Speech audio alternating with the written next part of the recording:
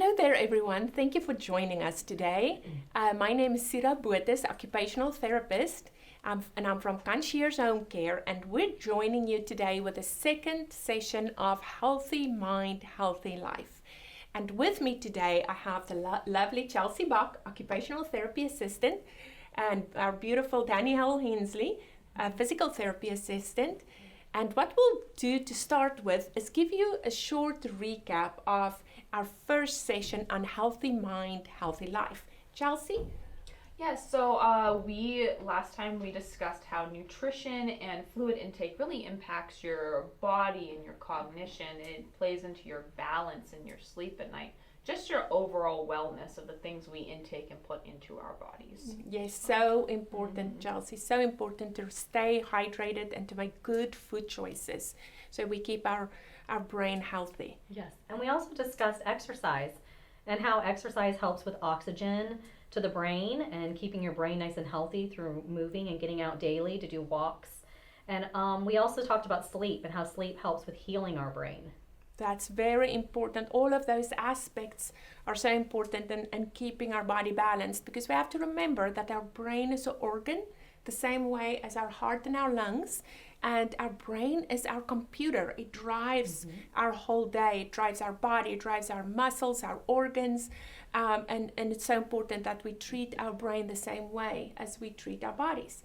Now here at Concierge Home Care, we actually have a flower system that we use that helps us support our patients to understand where they're at in their brain health, and then to offer them different activities at that specific level to help them maintain their brain function and to help them maintain their safety and their well-being in the home. So that's the flowers that you see here behind us. And what we're going to discuss today is how do we choose some meaningful activities during a time like this, where we're isolated, our routines are broken. We may experience some anxieties and some fears just because everything has changed and we don't have a clear idea of how our future routines and schedules may look like and when we're going to get back to that. So it's really important that we make choices every day to support our routine and our schedule in the home. And one of those things are meaningful activity engagement. And what does that look like, and how can we incorporate that in our day? Now, Danielle and I are both parents, and we have our parents at home isolated, and we need to come up with creative ideas to keep them engaged and to minimize their screen time, which is hard for all of us. It's hard for us adults, and it's really hard for children. So what can we do? And Danielle, what are some fun things that your kids enjoy doing? Well, we enjoy playing with the cards, so we'll get cards out and do that. Yep. And then also puzzles are great. Puzzles are something easy and fun that you can lay it on the table and participate as a family in. So we enjoy those. Yeah, I know when we were kids that we always played board games together, Scrabble and Battleship and Life, and they were all really fun games to engage with my family with. And they at the same time they're teaching you learning strategies and everything. Absolutely, so. And it is a way to have fun memories and fun moments with your family. So if you're isolated with more than one person in the home, that's definitely something that we can engage in. Different card games, puzzles, board games. However, if we're isolated alone, there's also some options. Puzzles, again, you can build a puzzle on your own. It may be a gift for a grandchild or a neighbor or a loved one. Card games, there's many different solitaire card games that you can play on your own. What's also fun is different coloring pages, different type of word games and math games. Now, you may not have these readily available, and that's okay. These days, we can order things online. You can order it. These I picked up from the dollar store, and we use it frequently with our seniors that we engage with. So I have just a lot of these that I like to hand out. But you can order this online. You can maybe talk to your loved ones, have them mail it out to you. Or if you're in a facility and you have an activities director or caregivers that may be able to assist you to purchase some of these or to print some out.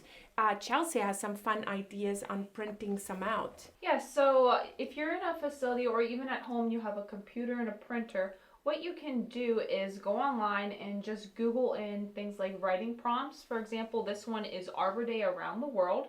Gives you a little history on Arbor Day. And then the writing prompt says, have you ever visited a forest far from home?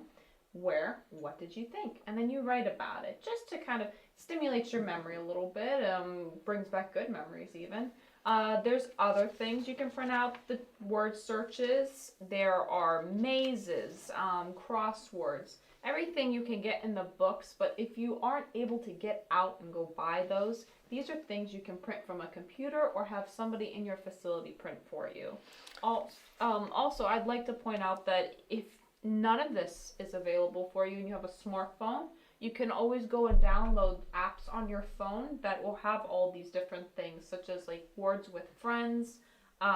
There is Scrabble games on there, the solitaire game, yes, different puzzles. So really, there's anything you need on. And if you need a place to start, the AARP has a wonderful game section when you Google AARP on the internet, and they have just a wide variety of choices that's free to you. You don't have to sign up, you don't have to pay.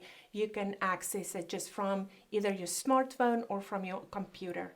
That is quite a few options that you have. Something that Chelsea said that was very interesting is the writing prompts. Writing is something that we can do. We don't need any resources. We need just a pen and paper or a notebook. And during this time, it is very therapeutic to write down our experiences, our memories. This is a historic event for all of us. Although it is painful to go through it, I think when we capture how we're feeling, it helps us to process where we're at with this experience. So even journaling, writing a letter to a neighbor or a friend or a family, draw and color a card and send it off. That's something that we're really not doing anymore, but now maybe we have more time to engage in some of those things. I know that our ladies who are into knitting and crocheting and embroidering, now is a perfect time to hone in on those hobbies that we may not have time for on a regular day. Painting, drawing. I've been painting a lot more too. I've actually started a new oil painting, so it's been nice to have extra time to do these things because we're not so caught up in going out and shopping and buying and everything. So that's right. Yeah. That's right. So look around your house, see what type of activities that you can dust off and that you can pull out. For our brain, it's so important to engage in a different level of thinking, problem solving, sequencing, depth perception, decision making, and to have a focused attention on a task and having an end product gives us such good feedback. Rather than being caught up in the news of the day or just looking at TV, which really does not stimulate our brains. Actually, research that it may shut down some of our nerve patterns. So I would recommend that you choose one or more activities several times a day, 10, 15 minutes at a time, if that's as much as you can concentrate, or as if you can do a minimum of 10 to 15 minutes 2 times a day, 3 times a day, that will be enough to stimulate your brain at a healthy level. I thank you, Danielle, Chelsea. Yes, you. thank you. Thank you for joining Have a great me. day, you guys. Yes, have a great day. Thank you for joining us. Bye. Bye-bye.